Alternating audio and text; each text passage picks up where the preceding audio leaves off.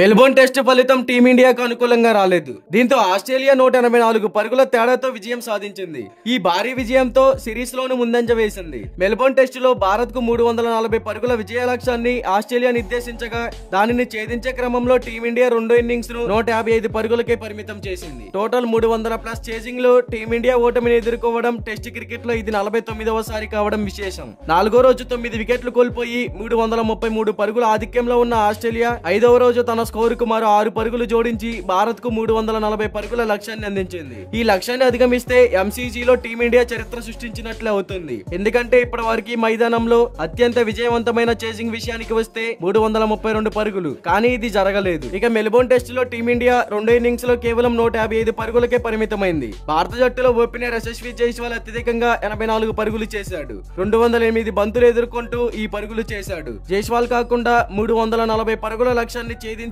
సమయంలో 30 పరుగుల ఇన్నింగ్స్ ఆడిన రిషబ్ పంత్ జట్టులో రెండవ టాప్ స్కోరర్ గా నిలిచాడు. మరి దీనిపై క్రికెట్ ఫ్యాన్స్ గా మీరేమంటారో కామెంట్ చేయండి. ఇలాంటి క్రికెట్ అప్డేట్స్ కోసం మన ఛానల్ ని సబ్స్క్రైబ్ చేసుకోండి. అలాగే ప్రక్కనే ఉన్న గంట సింబల్ యాక్టివేట్ చేసుకోండి. Thank you for watching.